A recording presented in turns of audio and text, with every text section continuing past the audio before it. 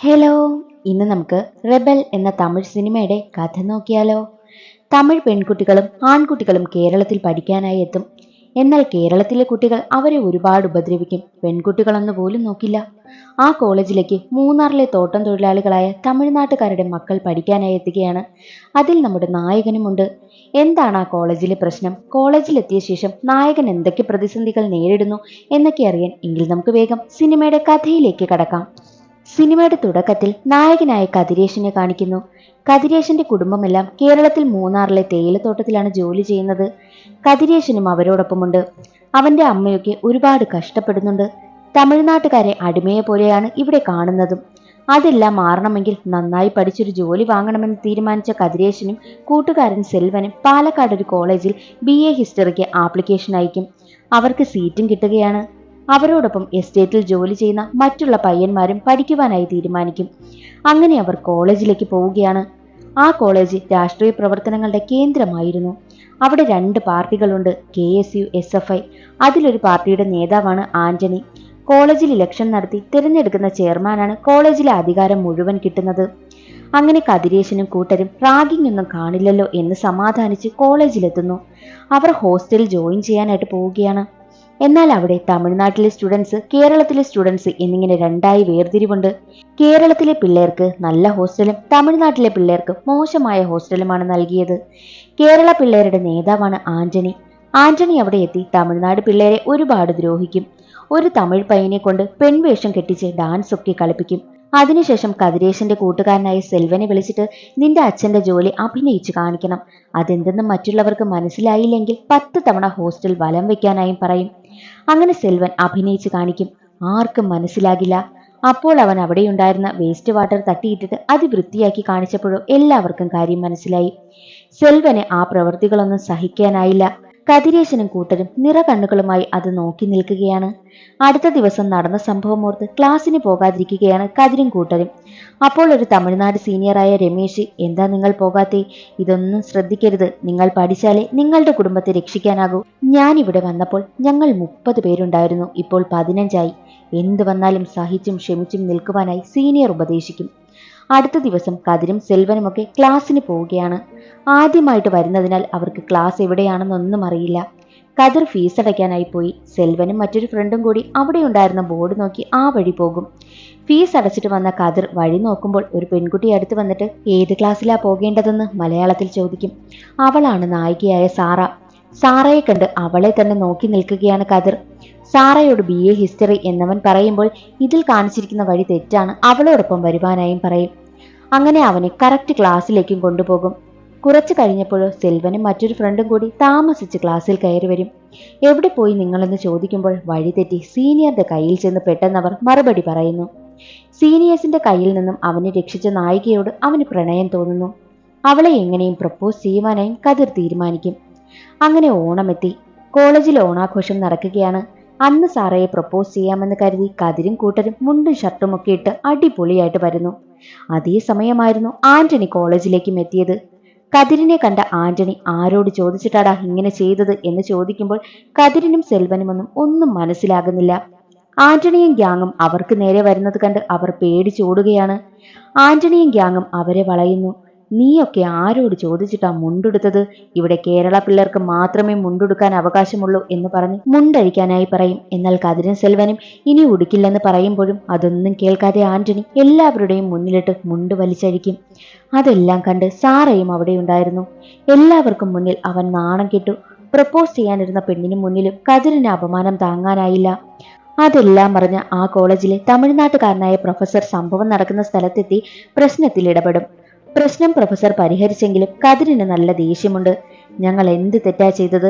നമ്മൾ എത്ര മലയാളികൾക്ക് നല്ലത് ചെയ്തിട്ടുണ്ട്, എത്ര പേരെ രക്ഷപ്പെടുത്തിയിട്ടുണ്ട്, ഞങ്ങളോടെന്താ അവർ ഇങ്ങനെ കാണിക്കുന്നത് എന്നൊക്കെ ചോദിക്കുമ്പോൾ പ്രൊഫസർ പറയും, വിട്ടുകളാ, നിങ്ങളിപ്പോൾ പഠിക്കുകയാണ് വേണ്ടത്, പഠിച്ച് നല്ല ജോലി വാങ്ങണമെന്ന് പ്രൊഫസർ പറയും.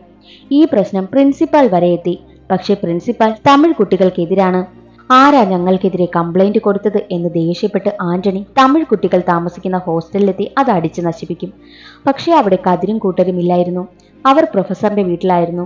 അങ്ങനെ കതിർ ആന്റണിയുടെ എതിർ പാർട്ടിയിൽ ചേർന്നാൽ പ്രശ്നമുണ്ടാകില്ലല്ലോ എന്ന് ചിന്തിക്കുമ്പോൾ ആന്റണിയുടെ പാർട്ടിയേക്കാൾ മോശമാണ് ആ പാർട്ടി എന്നറിയുകയാണ്.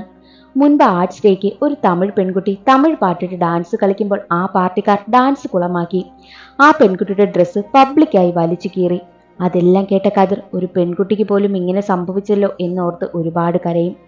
ഒരിക്കൽ സെൽവൻ ആന്റണിയുമായി പ്രശ്നത്തിലായി. ഒരു ഘട്ടത്തിൽ ആന്റണിയുടെ ഷർട്ടിൽ അവൻ പിടിച്ചു വലിക്കുകയാണ്. ആ പ്രതികാരം മനസ്സിൽ വെച്ചിരുന്ന ആന്റണി സെൽവനെ ബാത്റൂമിൽ ഒറ്റയ്ക്ക് കിട്ടിയപ്പോൾ അവനെ ക്രൂരമായി ഉപദ്രവിച്ചു. സെൽവൻ ഹോസ്പിറ്റലിലുമായി. അതറിഞ്ഞ കതിർ ഹോസ്പിറ്റലിലെത്തും. അവിടെ തമിഴ് കുട്ടികളും ഒക്കെ ഉണ്ടായിരുന്നു. ഡോക്ടേഴ്സിന് സെൽവനെ രക്ഷിക്കാനായില്ല. സെൽവൻ മരിച്ചു. കതിരിനത് സഹിക്കാനായില്ല. ആന്റണി തന്റെ രാഷ്ട്രീയ സ്വാധീനമൊക്കെ വെച്ച് കേസ് തേച്ചു മാച്ചു കളഞ്ഞു. അവന്മാരെ ഒന്നും ചെയ്യാൻ പറ്റുന്നില്ലല്ലോ എന്ന വിഷമമാണ് കതിരിന്. കതിർ അങ്ങനെ കുറച്ചു പേരെ കൂട്ടി മലയാളി പിള്ളേരുടെ ഹോസ്റ്റലിലെത്തി. ആന്റണിയുടെ കൂട്ടാളികളെയൊക്കെ അടിക്കും. അതറിഞ്ഞ ആന്റണിക്ക് കതിരിനെയും കൂട്ടാളികളെയും തല്ലണമെന്നായി. അവർ രണ്ട് ടീമും കോളേജിൽ ഒത്തുകൂടുന്നു. അടി കൂടുവാനായി തുടങ്ങിയ സമയമായപ്പോൾ പ്രിൻസിപ്പൽ ഒരു കാര്യം അനൗൺസ് ചെയ്യും. അടുത്ത ആഴ്ച ഇലക്ഷനാണ്. എന്തെങ്കിലും പ്രശ്നമുണ്ടായാൽ ഇലക്ഷന് നിൽക്കാൻ താല്പര്യമുള്ള അല്ലെങ്കിൽ നാമനിർദ്ദേശം കൊടുക്കാൻ ആഗ്രഹിക്കുന്നവർ ആ കൂട്ടത്തിലുണ്ടെങ്കിൽ അവർക്ക് മത്സരിക്കാനാകില്ല എന്ന് പ്രിൻസിപ്പാൾ അനൗൺസ് ചെയ്യും. അത് കേട്ടതോടെ ആന്റണിയുടെ മനസ്സ് മാറി. കതിരിനടുത്തെത്തിയിട്ട് പഴയതെല്ലാം മറന്നേക്കനിയ, ഞാൻ നിന്റെ കൂട്ടുകാരനെ ഒന്നും ചെയ്തില്ല, ഒന്ന് തട്ടിയപ്പോൾ അവൻ ചത്തുപോയി എന്ന് പറയും. എന്താ ഇത്, ഒരു ഇലക്ഷൻ വന്നതോടെ ആളുകളുടെ സ്വഭാവം മാറിപ്പോയോ? അപ്പോൾ ഈ അധികാരം കയ്യിൽ വന്നാൽ എന്തുമാകാമല്ലേ എന്ന തോന്നൽ കതിരിന്റെ മനസ്സിൽ വരുന്നു. രണ്ട് പാർട്ടിക്കാരും നോമിനേഷൻ നൽകാൻ കോളേജിലെത്തി. അവിടെ സംസാരം നടക്കവേ അവർ ഷോക്കായി പോകുന്നൊരു കാഴ്ച കാണും. എന്തെന്നാൽ കതിർ തമിഴ് കുട്ടികളെല്ലാം ചേർത്ത് ഒരു പാർട്ടി രൂപീകരിച്ചു. അവൻ നാമനിർദ്ദേശ പത്രിക നൽകാൻ വന്നതായിരുന്നു. അങ്ങനെ 3 പാർട്ടിക്കാരും ചേർന്ന് നാമനിർദ്ദേശ പത്രിക നൽകും. ആന്റണിക്ക് വല്ലാത്ത ദേഷ്യമായി. ആന്റണി അവരുടെ ഹോസ്റ്റലിൽ കയറി ഒരുപാട് അവരെ തല്ലും. ഇലക്ഷന് നിൽക്കരുത് എന്നൊക്കെ പറയുകയാണ്. എന്നാൽ കതിർ അടുത്ത ദിവസം തമിഴ് കുട്ടികൾ അനുഭവിച്ച പ്രശ്നങ്ങളൊക്കെ ഒരു പോസ്റ്ററാക്കി വരച്ച് പ്രചരണം ആരംഭിച്ചു. അതൊക്കെ കണ്ട കേരള കുട്ടികൾക്ക് മനസ്സ് മാറുവാനായും തുടങ്ങി. എങ്ങനെയായാലും കതിർ ഈ ഇലക്ഷനിൽ ജയിക്കുമെന്ന് ആന്റണിക്ക് ഉറപ്പായി. കതിരിനിട്ട് പണി കൊടുക്കുവാനായി അവൻ തീരുമാനിക്കും. അതിനവരുടെ നേതാവിനെ വിളിച്ച് കാര്യം പറയും. നേതാവ് കതിരിന്റെ അച്ഛനെയും അമ്മയെയും മൂന്നാറിൽ ജോലി ചെയ്യുന്നതിനാൽ അവരുടെ ജോലി തെറിപ്പിക്കുകയാണ്. നിങ്ങളെ തിരിച്ച് ജോലിക്കെടുക്കണമെങ്കിൽ നിങ്ങളുടെ മകൻ ഇലക്ഷനിൽ നിൽക്കരുതെന്നും പറയും. അതെല്ലാം അറിഞ്ഞ കതിരിന് യാതൊരു പേടിയുമില്ല. അവൻ ധൈര്യത്തോടെ തന്നെ അതിനെ നേരിടുകയാണ്. പക്ഷേ മറ്റുള്ള കുട്ടികൾക്ക് ആ ധൈര്യമില്ല. അമ്മയുടെയും അച്ഛന്റെയും ജോലി നഷ്ടമായതിനാൽ അവർക്ക് നല്ല വിഷമമുണ്ട്. നോമിനേഷൻ പിൻവലിക്കാനായിട്ടും അവർ നിർബന്ധിക്കും. അതേസമയം പോലീസ് എത്തി കതിരിനെയും കൂട്ടരെയും അറസ്റ്റ് ചെയ്യുകയാണ്. കാരണം ആരോ പാർട്ടി ഓഫീസ് കത്തിച്ചു. സ്റ്റേഷനിൽ കൊണ്ടുപോയി അവരെ ആരാണ് അതിന് പിന്നിലെന്ന് ചോദിച്ച് ഒരുപാട് തല്ലും. അവർക്കറിയില്ലെന്ന് പറഞ്ഞിട്ടും കേൾക്കില്ല. അതേസമയം തമിഴ് കുട്ടികളുടെ പാരൻസ് സ്റ്റേഷനിൽ വന്ന് ഒരുപാട് കരയുകയാണ്. കോളേജിലെ മറ്റു കുട്ടികളുമുണ്ട്. പാരൻസ് അവർ സ്റ്റേഷനിലായത് പ്രൊഫസർ വഴിയാണ് അറിഞ്ഞത്. ഞങ്ങളുടെ മക്കൾ ഒന്നും ചെയ്തിട്ടില്ല എന്ന് പറയുമ്പോഴും അതൊന്നും പോലീസ് കേൾക്കില്ല. കതിരും കൂട്ടരും അവരനുഭവിച്ച പ്രശ്നങ്ങളൊക്കെ എല്ലാവർക്കും മുന്നിൽ തുറന്നു പറയും. അവർ കോളേജിൽ അനുഭവിച്ച കഷ്ടപ്പാടുകളെല്ലാം കേട്ട മറ്റു കുട്ടികൾക്കും പോലീസിനുമെല്ലാം നല്ല വിഷമമാകും. പോലീസ് അവരെ വെറുതെ വിടുകയാണ്. യഥാർത്ഥത്തിൽ പാർട്ടി ഓഫീസ് കത്തിച്ചത് കതിര് തന്നെയായിരുന്നു. ഇതുപോലെന്തെങ്കിലും പ്രശ്നമുണ്ടാക്കിയാലേ കേരള കുട്ടികളുടെ സിമ്പതി വോട്ട് കിട്ടൂ എന്നവനറിയാം. എല്ലാ കേരള കുട്ടികളും കതിരിന് വോട്ട് കൊടുക്കാമെന്ന് വാക്കും കൊടുത്തു. അതെല്ലാം കാണുന്ന ആന്റണിക്ക് ദേഷ്യമാവുകയാണ്. ആന്റണിയും പാർട്ടിക്കാരും ചേർന്ന് കതിരിനെയും കൂട്ടരെയും തല്ലുകയാണ്. രണ്ട് ടീമും തമ്മിൽ വലിയ അടി നടക്കും. കതിർ ആന്റണിയുടെ പാർട്ടിയുടെ കൊടി മാറ്റി അവന്റെ പാർട്ടിയുടെ കൊടി ഉയർത്തും. പരസ്പരം തമ്മിത്തല്ലി ചാവുന്ന ഘട്ടമായപ്പോൾ പ്രിൻസിപ്പാൾ ഇലക്ഷൻ പിൻവലിക്കും. ഇനി ഈ കോളേജിൽ രാഷ്ട്രീയ പ്രവർത്തനങ്ങൾ ഒന്നും വേണ്ട, ഇവിടെ ഇനി തമിഴ്നാട് കേരളം എന്നിങ്ങനെ വേർതിരിവും വേണ്ട എന്ന് തീരുമാനത്തിലെത്തുന്നു. അതോടുകൂടി കോളേജിലെ കുട്ടികളെല്ലാം നല്ലോണം സഹകരിക്കുവാനായി തുടങ്ങി. പിന്നീടുള്ള ദിവസങ്ങളിൽ സഹകരണത്തോടെ പോകുന്ന തമിഴ്നാട് കുട്ടികളെയും കേരള കുട്ടികളെയുമാണ് കാണാൻ പറ്റുന്നത്. അതോടുകൂടി സിനിമ അവസാനിക്കുന്നു. ഇന്നത്തെ വീഡിയോ എല്ലാവർക്കും ഇഷ്ടമായി എന്ന് കരുതുന്നു. ഇഷ്ടമായാൽ ഒന്ന് ലൈക്ക് ചെയ്ത് സപ്പോർട്ട് ചെയ്യണേ. അടുത്തൊരു സിനിമയുടെ കഥയുമായി കാണാം. അതുവരെ എല്ലാവർക്കും ബൈ.